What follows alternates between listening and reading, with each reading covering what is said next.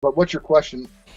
So, when we're looking at the formula for fundamental fantasy, Hmm. here we have the divided subject, which is the money sign, and then we have the diamond sign, and then we have the small a. And sadly, I don't have a big enough whiteboard for the stuff we previously had on screen.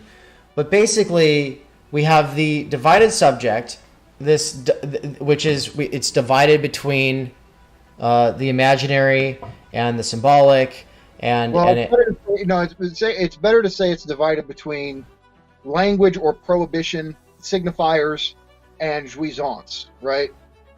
so you would say that's the that's the division between real and symbolic, right? Yeah, that's better. I think when we think about the divided, when we think about this relation between Bard S and Objet Petit A, it's better to think about it in terms of symbolic and the real. Because imaginary has to do with the ego, and the ego's not in that formula. Okay, This is your perfect. unconscious desire. Right, there's no ego here. Okay, good. Yeah, so this is unconscious. So this is none of this is operating at the level of imaginary. This is okay. So we've got the divided subject, and then right here we got the greater than, lesser than, conjunction, disjunction, symbol, and then the small a is the objet petit a. Is that right? Yep.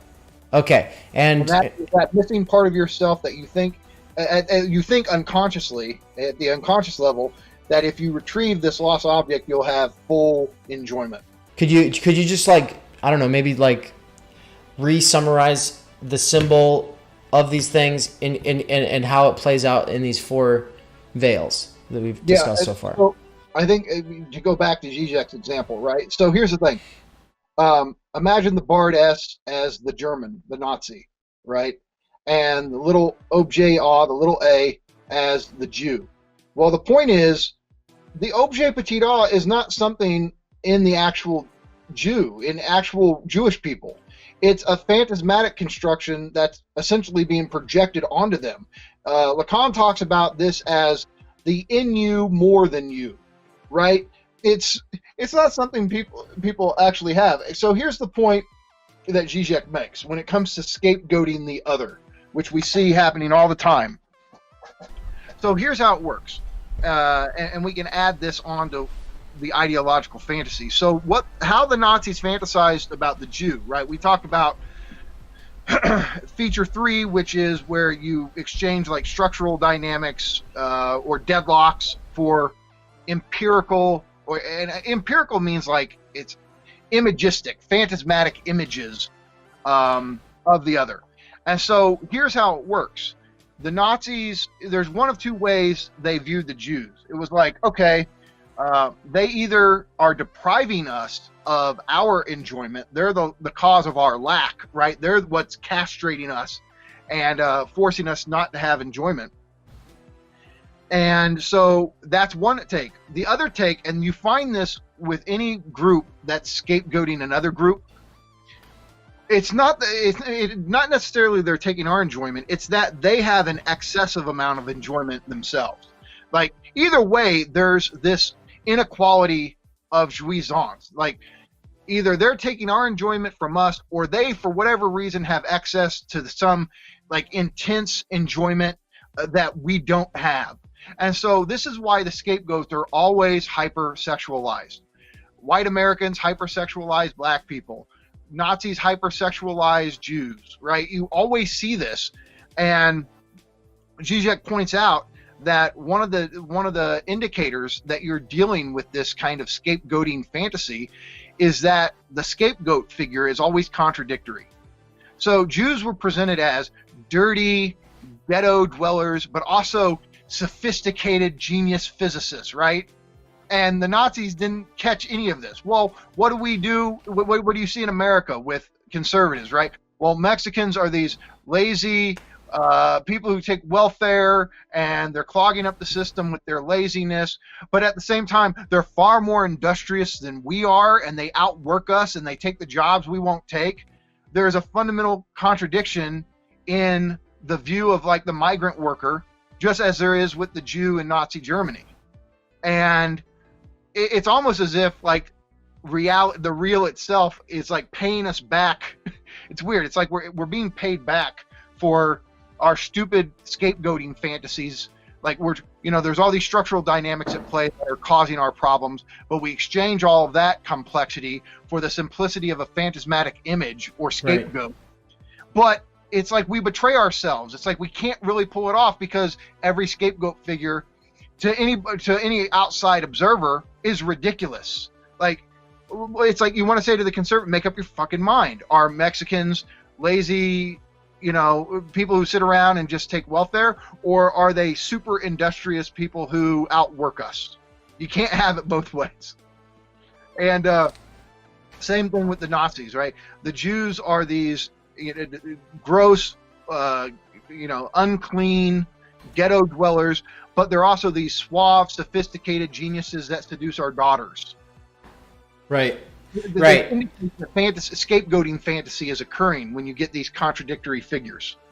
Right. And, we both love that example from Sublime Objects of Ideology, right? Where you've got the person who's got the Jewish neighbor, right? And this is a wonderful neighbor.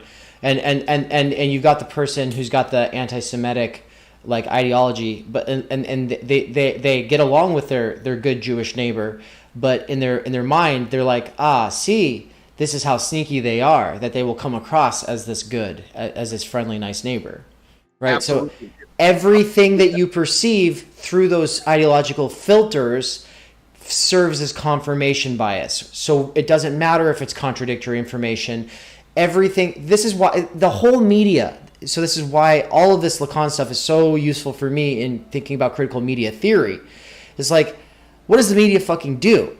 It feeds different ideological frameworks. They have their own fundamental fantasies, constant confirmation bias that basically it's resentment fueling in Nietzsche's sense of ressentiment. It's like, oh, here, I'm going to give you a sense of intellectual and moral superiority. You're a beautiful person. You don't need to change at all because look at these deplorables over here. And so it will pick out like the lowest common denominators of the other, whether it's stupid or cunning genius, either way, and be like, here's an example of something evil or despicable. Oh, look, here's an example of something of something totally stupid. And the more they patch this figure of the other, the scapegoat, together for you, that confirms your little bubble that, oh, now I don't need to change. Oh, now, I consume MSNBC, and look how stupid these protesters are who are protesting the stay-at-home orders. These people, they're deplorable, they're degenerate, they're right. It's really, really, really easy to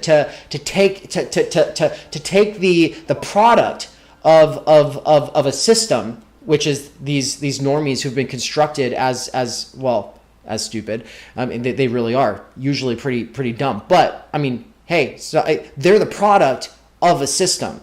And we take the product, the effect, instead of as a symptom, we take it for the problem, right? And because they're so stupid and evil at the same time, we feel just by default superior, intellectually and morally speaking, right? It's just very easy to play into that. But if you're consuming Fox News, then it's the exact opposite. They're still picking like all of these. It's so easy to go and pick out contradictions, to find contradictions in the other's ideology, because ideologies are inherently contradictory, right? Mm-hmm. The ideology is the opposite of philosophy in the sense of like philosophy wants to explore those contradictions. Ideology wants to cover up those contradictions and tell you, no, nothing to see here, nothing to think about, just go with it. And exactly. CNN and MSNBC feel non-ideological because basic liberalism is hegemonic, right? Oh, empathy is inherently good. Listening is inherently good. Shows of strength or force are inherently bad. Anyone who prioritizes the other over empathy, they're the bad ones, right? Or anyone who is uncouth, anyone who comes across so anyone who like calls the establishment bad. Oh, well, they're talking about us. Okay, they're just being mean. Oh, they're just bullies. Now I can't tell the difference between Trump people and Bernie people. I can't tell the difference. Why? Because that base liberal symbolic fantasy like framework is one that's going to oh well, I call evil anything that comes off as mean, right? Yeah. And that's because it's the ideology of the nurturing, like the nurturing. So anything that seems contrary to that is bad, right?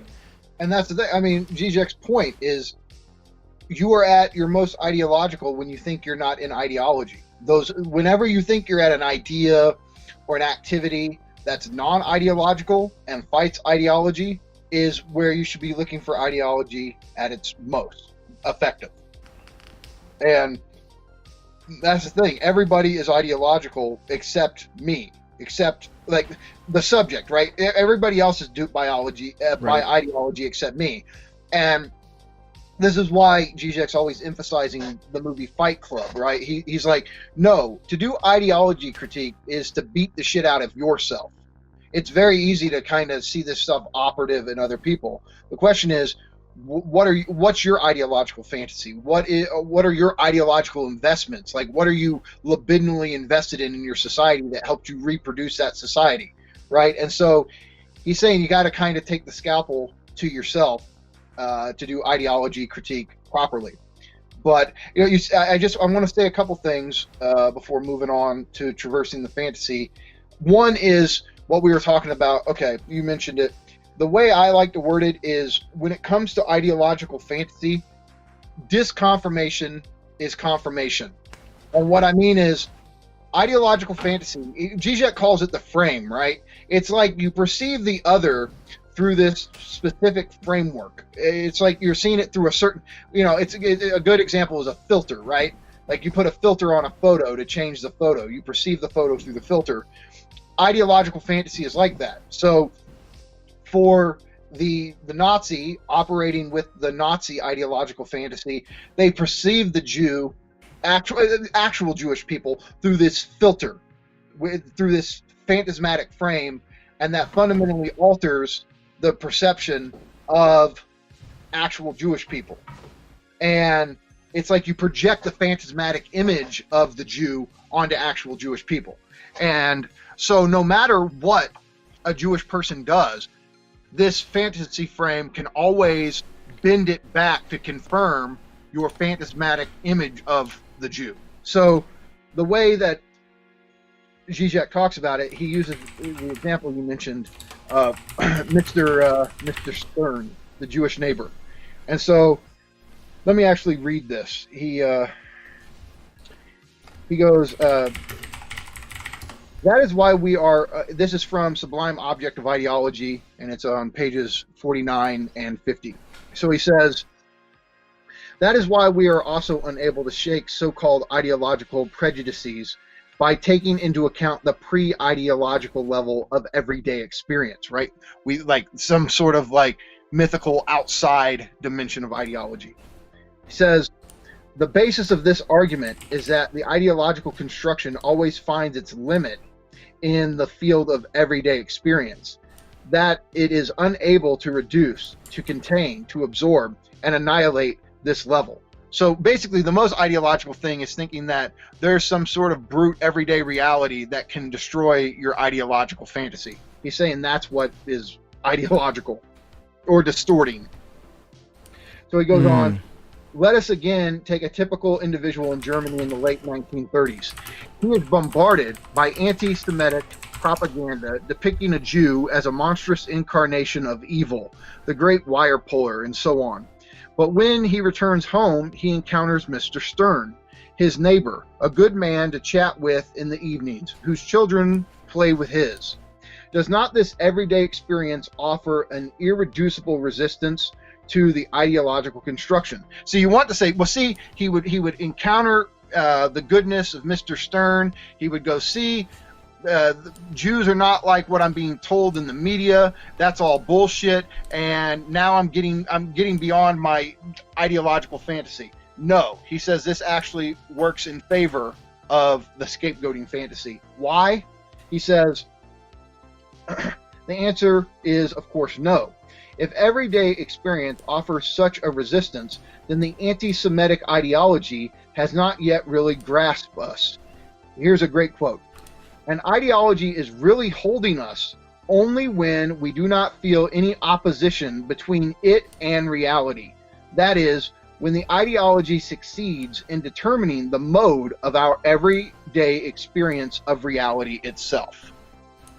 How then would our poor German, if he were a good anti-Semite, react to this gap between the ideological figure of the Jew, schemer, wire puller, exploiting our brave men, and so on, and the common everyday experience of his good neighbor, Mr. Stern? His answer would be to turn this gap, this discrepancy itself, into an argument for anti-Semitism. You know how dangerous they really are. It is difficult to recognize their real nature. They hide it behind the mask of everyday appearance. And it is exactly this hiding of one's real nature, this duplicity, that is a basic feature of the Jewish nature. So Zizek concludes, an ideology really succeeds when even the facts, which at first sight contradict it, start to function as arguments in its favor. Beautiful. You found it. Yeah. Well, so, I mean, that's some of his, I've read, 20 of his books, and I think some of those passages from that chapter are some of the best he's ever written. But, okay, so, we have this image of what's going on, right? There's all these structural problems that work in society that are causing us to suffer, i.e., suffer. There's a Freudian slip, right? What does suffer link up to? Suffer, I don't know. I'd have to read on it and see where we go. And it's like, I'm not giving you access to the truth of my desire. We're going to get to the bottom of your desire today, Michael. Yeah. So, okay. There's all these structural problems causing us to suffer, and i.e. lack, and i.e. to be castrated. And you concoct this image in your head that makes sense of it.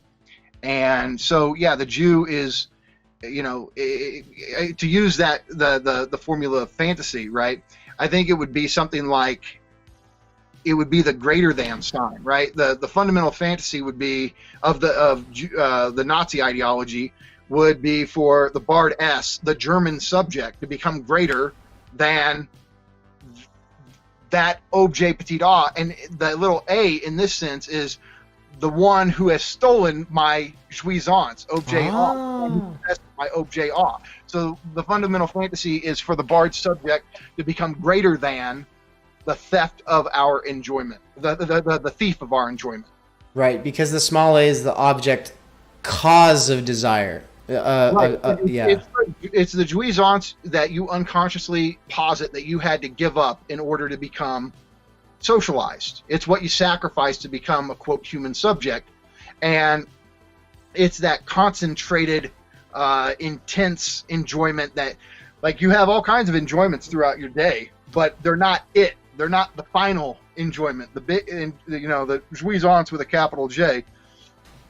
And, well, why don't I have that perfect enjoyment, that full enjoyment? Well, somebody stole it from us and stole it from my family and from my nation. And so it's like you project your objet petit a into Jewish people as if they possess it. And that's why it's like, okay, the German subject wants to be greater than the objet petit a in this sense, right? It's to annihilate them, make them small, defeat them, so as to gain jouissance. I think it's the other way around. It's no, you're right. I'm tripping. You got it. Oh, you're looking at the whiteboard?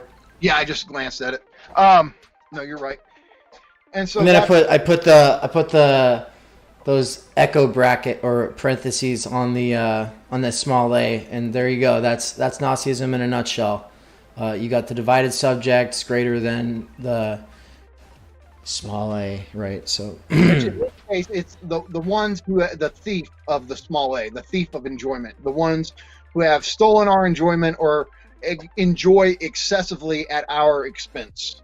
And I mean, that's why I love Zizek, right? I mean, he's the one who shows how all of these Lacanian concepts work at the social level, the ideological level, and I mean, it's there in larval form in LACAN, but LACAN, again, time and time again, one of his refrains is, hey, I'm not a philosopher. I'm not like a theorist. I'm training analysts for the work of analysis. I'm training people to become psychoanalysts. All of this has to do with the clinic. And I mean, of course, people would sit there and go, well, he can say that, but a lot of it has to do with philosophy and ontology and all this. But the point is, he never thought he was engaging in philosophy. He wouldn't say, oh, I'm doing what Heidegger or Deleuze, what they do. His was much more focused on, I'm training people to be able to help relieve suffering in the clinic, to help people who have symptoms that are out of control or have hang-ups or any kind of psychical problems. And so all of this stuff is focused on the analyst dealing with people in their radical idiosyncratic singularity, right, as subjects. And like, it's so much harder. Like, I have no idea what your fundamental fantasy is. I have no idea I have little indicators of mine, but I don't know it for sure because I've never gone through analysis. But you see how much easier it is to see a fundamental fantasy at the social level. Why? Because it's like you have so much comparison to go off of, right? You can start to see like the Nazi fundamental fantasy, the Stalinist fundamental fantasy, the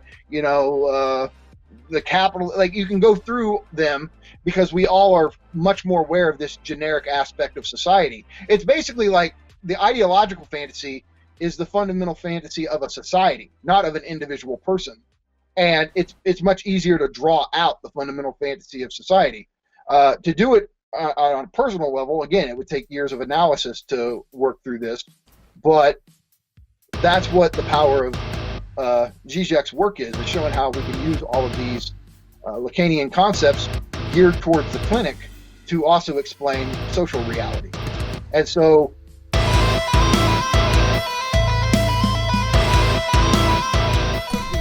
we interrupt this conversation for a quick message from our sponsors. You may recognize this conversation from the past because it is actually a piece of a longer live stream. So what I've done is I've edited the conversations I had with Mikey down into smaller chunks, and I will be releasing those serially until the launch of the Slavoj Žižek's For They Know Not What They Do course, taught by Michael Downs and myself. I will be asking him the questions and hystericizing him, along with a cohort of people who will be joining us live and in the forums as we do a close reading of what Slavoj Žižek claims is his most important theoretical work, more important than Sublime Objective Ideology by far. He said that if you don't have anything to say about For They Know Not What They Do, then keep silent when it comes to Sublime Objective Ideology.